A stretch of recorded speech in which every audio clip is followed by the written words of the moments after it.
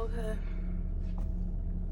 Oh my, I just feel like my forehead looks so huge without baby hairs. But hey you guys, welcome back to my channel. Today I'm going to be doing season 3 episode 5 of Impact ATL. But if you're tuned in, thank you so much for watching. I really do appreciate it. If you're a returning member or like just a returning friend or something, I don't know, I don't want to make y'all fans or anything. If you just return, I appreciate it. Like, comment, and subscribe. But let me get right into it. So we're going to start off the episode review with Daybella and Carlay. They went to the tattoo parlor, and Carlay was trying to like get a tattoo removed of her ex. And honestly, at this point, I really do think Carlay is just using Young Thug as a storyline. Like, even, I don't know, like, they broke up and they've been broken up. And Young Thug is, like we know now, is with Mariah. Like, so, and it's been years. Because he's been in jail for, like, 1 or 2 or 3 years. Like, he's been in jail for, like a long time. Like, he's been in jail for a long time. I don't know how long. But it's like she's still carrying on with it. So I don't know if he was still like holding her around, or if they was like broken off and he was dating other girls and still had her around, and they would just like had some dealing still. But it is kind of weird how she still like has a storyline based on him, and then he's out in the real world with a whole nother girl, and it's like real serious, and it's like everybody know about it. But I mean, that's what, if that's what she want to do, because that is her past, she has every right to. And I mean, I don't know if I would do something like that, because I hate being attached to a man that I'm not with. Like, I get so irritated. But I do understand it, because I understand it. Whatever.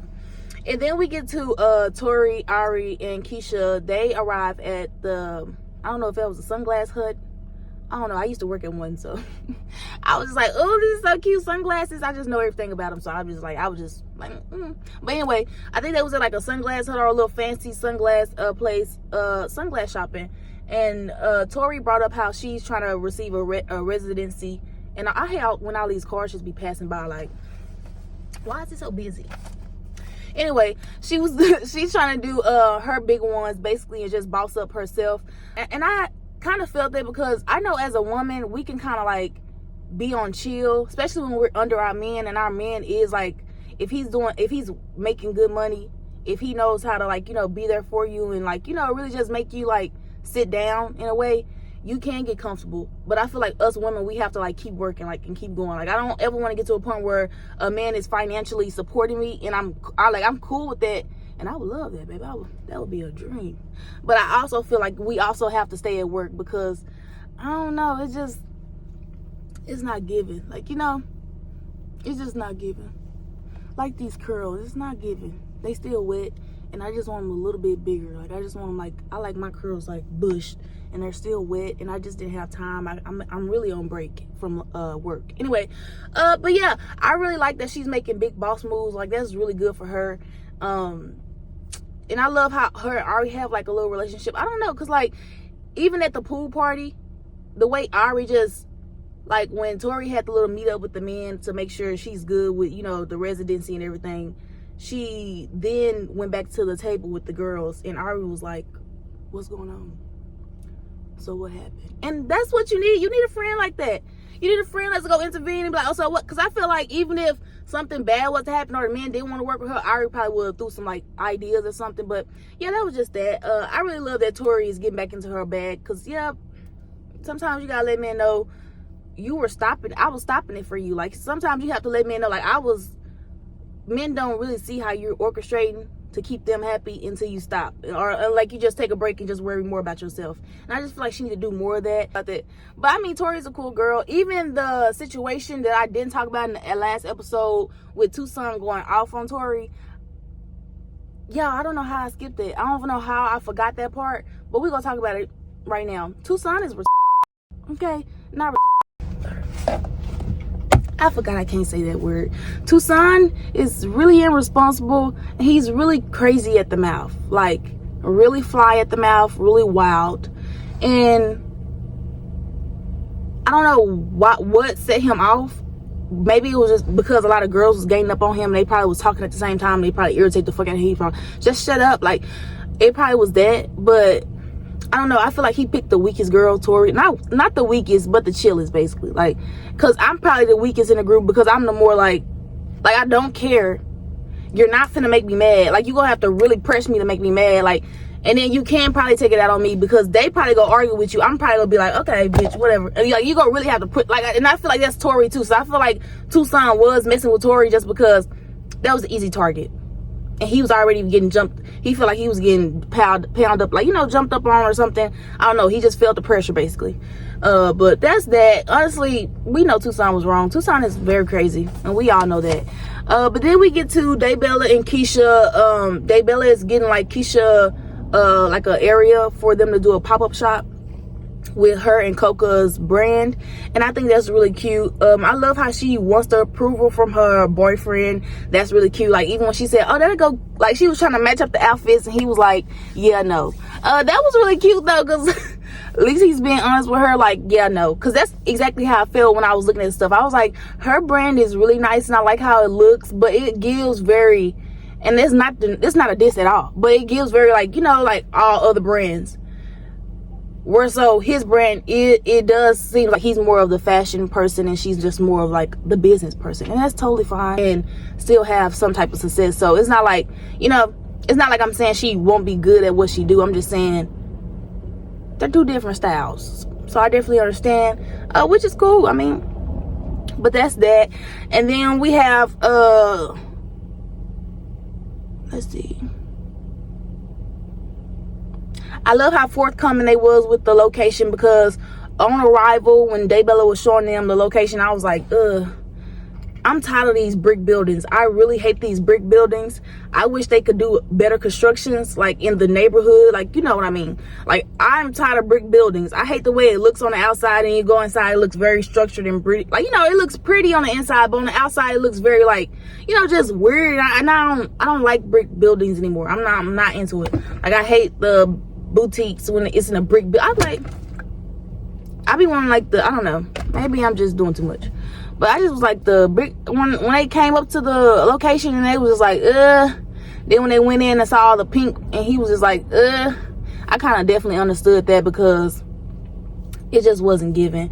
But more so when the event was happening, everything looks like it was going great. Daybella, like, she came and showed out. They was, you know, enjoying the event, really doing their 1-2s. Even with Julian and motherfucking Keisha having an interaction, and I'm gonna get to that, but even with them having that, they still did really good with making sure they, you know, just sustained, you know, just kept shit flowing. Like, go with the flow, do your job, keep the business going. Like, they did really good at that, which I say that's what you're supposed to do. That's your job. Like, and we supposed to be showing how you impactful. So you supposed to be really giving your, like, you know, supposed to show how you a boss. So I really love that they was able to, like, you know, just get that done and to go through.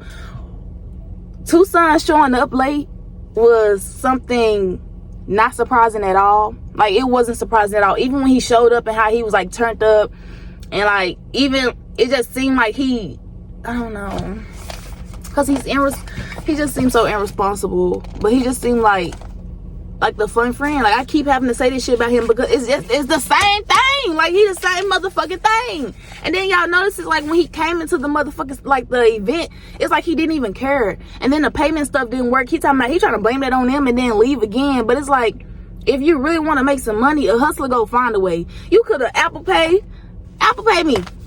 You got iPhone? Cash at me.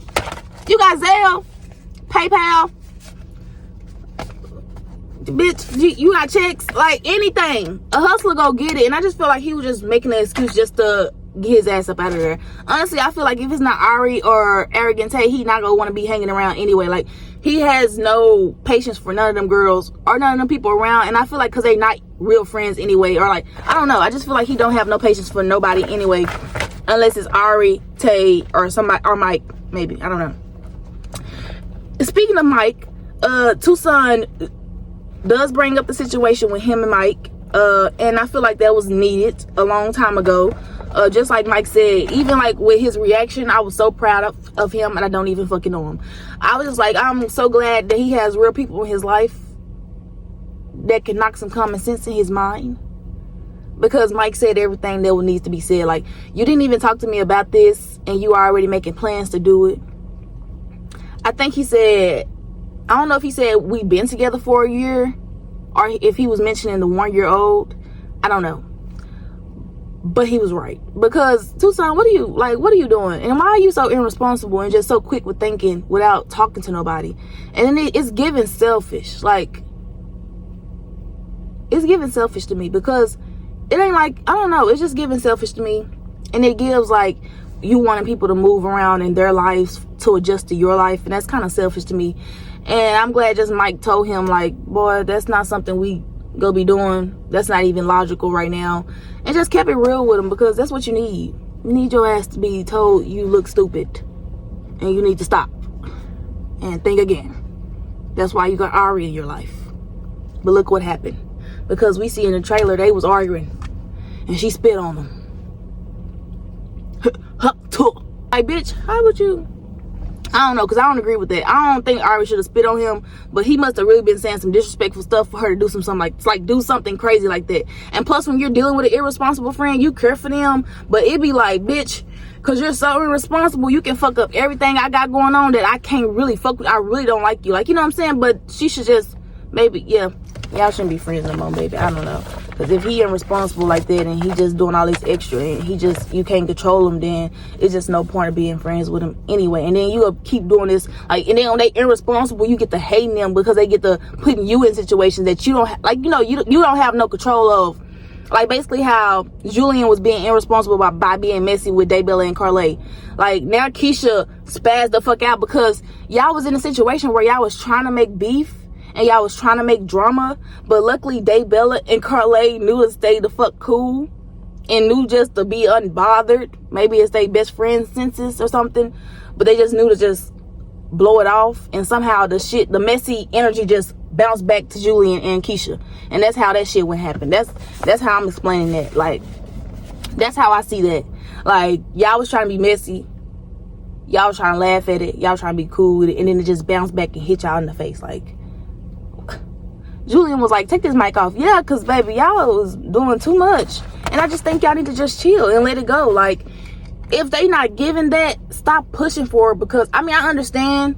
Sometimes you do got to rock the boat. And I do like Julian. I mean, I don't dislike none of them. It's not to really dislike about them, like to just hate her. But I'm just saying, like, the mess is needed. But that was an awkward one. That was very cringy, because it was like, ooh, because they really not falling for it. So it's like y'all should just like let it go and, like, you know. But it was like Julian kept pulling at it, and it was like Keisha was just like, okay, well, I don't know, like, and then I think Keisha wasn't really into it anyway. So it was kind of like she should have just stood up to Julian and just say, I don't want to be a part of this, like, because it's getting too messy, baby. It's getting too fucking messy, and it was. And then we get to Gloss and her family, which I was ready to see, because I haven't seen Gloss the last episode, so seeing her this episode was needed.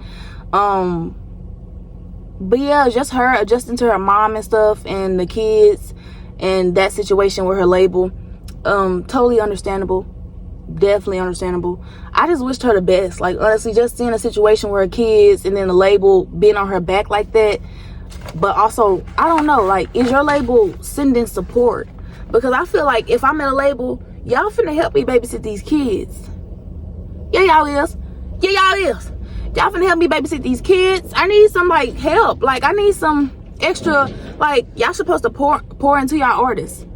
Even if I'm not making hits, like, pour into me until I make one. Like, that's what y'all do when y'all sign people. I don't understand how I wouldn't even sign to somebody. I just stay independent if it took all that. Because even, I think with her even being independent and just having her own motion, her own, you know, set schedule motion, just making her own moves, it would have been way better than this.